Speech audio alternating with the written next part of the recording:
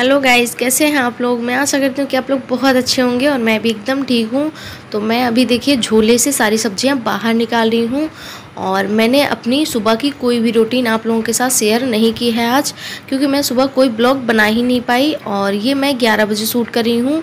हमारे यहाँ मंडी से कुछ सब्जियाँ आई हैं, वो मैं जा रही थी धुल के रखने। तो ये सारी सब्जियां मेरी सासू मम्मी लाई हैं, क्योंकि पापा जी ड्यूटी चले गए थे और मम्मी जी मार्केट चली गई थी सब्जी लेने।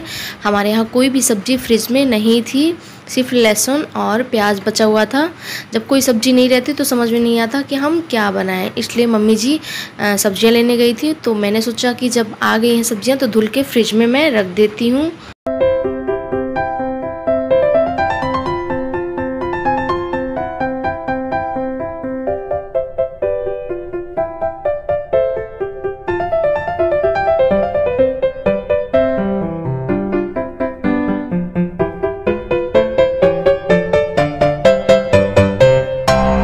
फ्रिज में हम लोग पानी वगैरह नहीं लगाते हैं, सिर्फ आधे घंटे के लिए फ्रिज को चलाते हैं ताकि उसमें कूलिंग बरकरार रहे, कूलिंग उसकी ख़त्म ना हो, बनी रहे, ताकि ये जो सब्जियां हैं हमारी वो ताज़ी ताज़ी फ्रेश बनी रहें। उसमें लौकी रखना होता है और बहुत सारी सब्जियां होती हैं, जैसे कि आप देख रहे हैं मिर्ची वगैरह, अदरक, ये सब कुछ रख दो ना तो जल्दी से सूखता नहीं, वरना ना ये पता नहीं कैसे हो जाता है।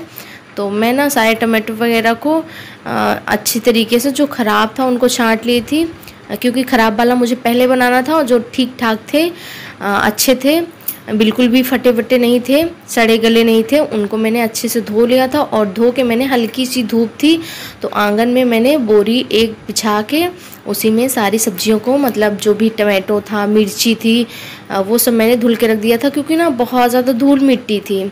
टमाटो ना बहुत ज़्यादा एकदम, जैसे कि बोरे वोरे मंडी से आता है ना बाज़ार से, तो बहुत ज़्यादा धूल मिट्टी लगी हुई थी। और मिर्ची में तो इतनी धूल थी, मैं क्या बताऊँ, मैं हाथ में ऐसे लेके देख रही थी। तो मैंने सोचा कि मैं इसको भी धुल के फैला देती हूँ धूप में, इसका पानी निकल जाए।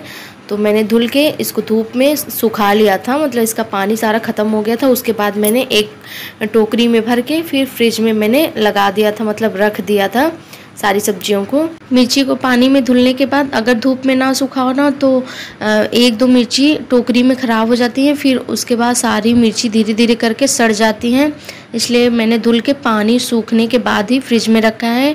आप में से बहुत लोगों का ये कमेंट आएगा कि फ्रिज में सब्जियां ना रखें, फ्रिज मत चालू करिए।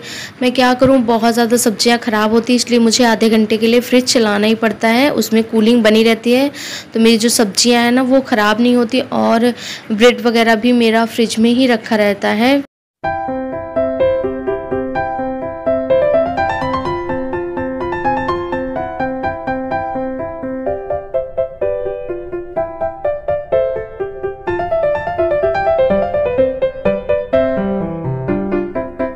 टमाटो मिर्ची धुलने के बाद तुरंत मैं सारी धनिया को लेकर अंदर आ गई थी, क्योंकि आंगन में धूप थी। तो मैं कमरे में बैठ के सारी धनिया को छांट रही थी, क्योंकि उसमें ना बहुत सारी पत्तियां एकदम सड़ चुकी थी और बहुत सारी पत्तियां पीली हो गई थी, एकदम येलो हो गई थी। तो मैंने जो हरी हरी पत्तियां थी पहले उनको अलग किया, फिर उसके बाद जो मैंने छांट दिया था, मतलब फेंक दिया था, उनमें से जो ठीक ठाक थी, यूज लायक थी, मैंने उसमें से भी धनिया छांट के निकाल लिया है।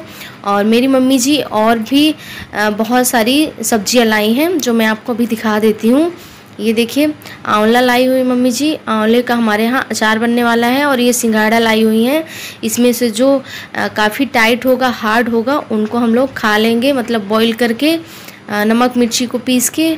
और जो काफ़ी सॉफ्ट होगा उनका अचार बनेगा आंवले का। और जब उसका सिंघाड़े का अचार बनेगा तो मैं आप लोगों के साथ ज़रूर शेयर करूँगी, मम्मी जी बनाएंगी मेरी। बैंगन भी आया है, तो मम्मी जी बैंगन भी ला दी हैं।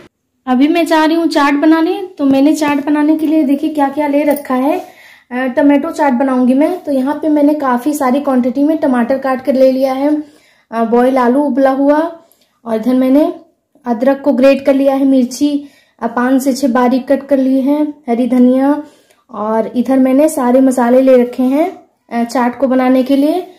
हरी चटनी और ये वाली लाल चटनी, थोड़ी सी मैंने ये वाली नमकीन ले रखी, मेरे पास सेव नहीं है, जो नमकीन है मैं उसी से काम चला रही हूँ। चिप्स भी नहीं थी, वरना मैं चिप्स जरूर डालती। और ये मैंने थोड़ी सी दही फेंट कर ले ली है, हल्की सी मीठी। तो यही सारी चीज़ें हैं और यही सारी चीज़ों से मैं बहुत ही टेस्टी चाट बनाने वाली हूँ। सबसे पहले मैंने गैस ऑन किया। गैस ऑन करने के बाद गैस पे कढ़ाई चढ़ा दी और जैसे ही कढ़ाई हल्की सी हीट होने लगी वैसे मैंने इसमें सरसों का तेल डाल दिया था। आप देसी घी, रिफाइंड ऑयल किसी भी चीज़ से बना सकते हैं चाट को। फिर जैसे ही तेल गरम हो गया उसमें मैंने जीरा डाला, फिर हरी मिर्च, ग्रेट किया हुआ अदरक, ये सब डाल के अच्छे से पका लिया था। फिर उसके बाद जो मेरे पास मसाले थे चाट बनाने वाले, वो सारे मसाले मैंने डाल दिए हैं। और एक बात का ध्यान रखिएगा कि जब मिर्ची पक जाए तो एकदम धीमी आंच में आपको मसाले डालने हैं, वरना मसाले जल जाएंगे। फिर आपकी जो टमाटो चाट बनेगी ना, उसका टेस्ट बहुत ही घटिया आएगा। तो जब आप मसाले डालें ना मिर्ची पकने के बाद, तो गैस को एकदम धीमी कर लें, फिर उसके बाद मसाले डालें। फिर जैसे मसाले पक गए थे मैंने सारे टमाटो को डाल दिया था और टमाटो डालने के बाद मैंने इसमें थोड़ा सा काला नमक डाल दिया था और थोड़ा सा नॉर्मल नमक भी डाल दिया था। नमक आप अपनी टेस्ट के अकॉर्डिंग ही डालिएगा, मतलब कितना आप नमक कम ज़्यादा खाना पसंद करते हैं। फिर मैंने कवर कर दिया था, ढक दिया था कढ़ाई को पकने के लिए, टमाटो सॉफ्ट होने के लिए। और मतलब गैस की जो फ्लेम थी मेरी वो मैंने मीडियम कर दी थी। फिर सारे आलू को मैंने हाथ से अच्छी तरीके से तोड़ लिया था और फिर खोल के देखा तो टमाटो काफ़ी अच्छी तरीके से सॉफ्ट हो गए थे और बहुत ही प्यारी सी खुशबू आ रही थी मेरे टमाटो चाट से। अभी पूरी बन के तैयार नहीं हुई, फिर भी बहुत ही टेस्टी महक रही थी, मेरे पूरे किचन में महक रही थी। फिर उसके बाद देखिए टमाटो जब अच्छे से सॉफ्ट हो गए तो मैंने इसमें जो आलू मैश कर रखी थी, हाथ से तोड़ रखी थी, वो सारे आलू मैंने डाल दिया कढ़ाई में और टमाटो के साथ अच्छी तरीके से मैंने कूट के मिक्स किया है। मतलब कुछ ना चंक्स रह गए थे, कुछ बड़े बड़े टुकड़े रह गए थे आलू के। बहुत ज़्यादा आपको कूचना इसको नहीं है कि बहुत ज़्यादा तोड़ देना है, कुछ आलू खड़े ही रहेंगे तो बहुत अच्छा बनेगा। फिर अच्छे से तोड़ने के बाद मैंने इसमें हरी धनिया डाल दिया था और काफ़ी सारी क्वांटिटी में डाला था, बहुत ही अच्छा स्वाद आ रहा था हरी धनिया का। फिर अच्छे से हरी धनिया को मिक्स कर लिया था और कढ़ाई को देखिए उतार के मैंने नीचे रख लिया है। और सबसे पहले मैंने अपने ससुर जी के लिए चाट बनाई थी, तो मैंने एक प्लेट ले लिया था और प्लेट में मैंने 2 से 3 चम्मच निकाल ली थी टमाटो चाट। फिर ऊपर से मैंने मीठी वाली जो फेंट के दही रखी थी, दही डाल दी 2 चम्मच। फिर उसके बाद तीखी वाली चटनी डाली, हरी चटनी। फिर उसके बाद मैंने इसमें डाल दिया था मीठी वाली सॉस और फिर ऊपर से मैंने प्याज डाली थी और बहुत ही अच्छी चाट बनकर तैयार हुई थी। प्याज डालने के बाद मैंने इसमें थोड़ा सा तीखी लाल मिर्ची पाउडर डाल दिया था और थोड़ा सा काला नमक और चाट मसाला डाल दिया था। और फिर मेरे पास जो ये नमकीन बची हुई है वो मैंने डाल दिया था।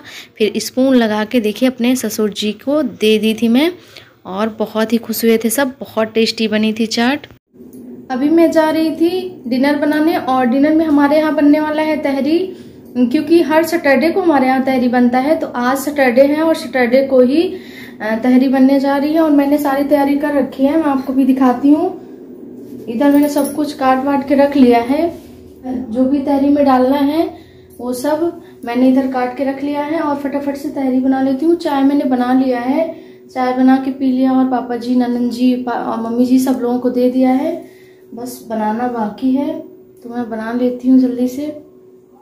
तहरी को बनाने में ज़्यादा टाइम नहीं लगता और बहुत ही जल्दी से बनकर तैयार हो जाती है। मैं हर सैटरडे को, जब से ससुराल में आई हूँ तब से मैं हर सैटरडे को तहरी बनाया करती हूँ।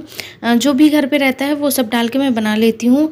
तो मैंने यहाँ पे गोभी, आलू, टमाटो, प्याज, लहसुन, अदरक, मिर्ची, धनिया सब कुछ कट करके रख लिया था, चावल धुल के रख लिया था और मसाले का घोल भी बना लिया था। फटाफट मैंने तेल डाला कढ़ाई में, उसके बाद मैंने जो भी लहसुन, मिर्ची, अदरक, प्याज वगैरह था वो सब डाल के अच्छी तरीके से पका लिया था। और जब प्याज वगैरह अच्छे से पक गया था तो मैंने उसके ऊपर से टमाटो डाला और टमाटो को भी भूनते हुए पका लिया। जब टमाटो पक गया तो मैंने जो मसाले का घोल बना के रखा था वो डाल दिया कढ़ाई में और मसाले को अच्छी तरीके से भूनते हुए पकाया मैंने। मसाले पकने के बाद तुरंत मैंने इसमें गोभी डाल दी थी और गोभी को मैंने खूब देर तक भूना था। मतलब जितना ही आप सब्जी को भूनेंगे उतनी ही टेस्टी तहरी हो या फिर सब्जी हो बनती है। मसाले अच्छे से भुने हो और सब्जियां अच्छे से भुनी हो। तो मैंने जब गोभी को अच्छे से भून लिया था तो उसमें मैंने आलू डाल दिया था और आलू गोभी को मसाले में बहुत ही ढंग से मिक्स कर लिया था। और जब अच्छी तरीके से सब कुछ मिक्स हो गया था तो मैंने थोड़ी देर के लिए कवर कर दिया था, मतलब ढक दिया था प्लेट से। सब्जी हल्की सी सॉफ्ट हो गई थी तो मसाले की खुशबू सब्जी में आ गई थी, बहुत ही अच्छी तहरी बनी थी। फिर मैंने इसमें चावल डाल दिया था जो धुल के रखा था। चावल को मैंने 15 से 20 मिनट पहले ही धुल के रख दिया था, इससे ना तहरी बहुत अच्छी बनती है। फिर सारा चावल डालने के बाद चावल को भी मैंने सारी सब्जी के साथ मिक्स किया और इसमें ना एक कढ़ाई भर के मैंने पानी डाल दिया था। मतलब एक जग मैंने पानी डाला, फिर अच्छे से मिक्स कर दिया। फिर मुझे थोड़ा सा कम लग रहा था तो थोड़ा सा मैंने पानी और इसमें डाल दिया और डालने के बाद इसको ढक दिया था पकने के लिए। मैंने फ्लेम को मीडियम रखी थी, हाई और लो नहीं रखा था। मीडियम फ्लेम में मैंने ढक के पकाया है तहरी को। मेरे ससुराल में ना किसी और चीज़ को लेकर मेरी तारीफ़ होती हो या ना होती हो, बट खाने को लेकर मेरे ससुराल में मेरी बहुत ज़्यादा तारीफ़ होती है। मेरे सास ससुर जी ननंद जी बोलते हैं कि मतलब भाभी से अच्छा और बहू से अच्छा कोई खाना बना ही नहीं सकता, क्योंकि सब लोगों को ना मेरे हाथों के खाने की लत लग गई है। तहरी पकने के बाद मैंने इसमें काफ़ी सारी क्वांटिटी में बारीक कटी हुई हरी धनिया डाल दी थी। हरी धनिया से बहुत ही अच्छा स्वाद आ जाता है तहरी में। और मैंने हल्की सी गीली गीली तहरी बनाई थी, पूरा सूखी नहीं बनाई थी। तो हमारा डिनर देखिए बनकर तैयार है। आप लोग भी आइए कर लीजिए। वीडियो अच्छी लगी हो तो लाइक करिए। मिलती हूँ नेक्स्ट वीडियो में।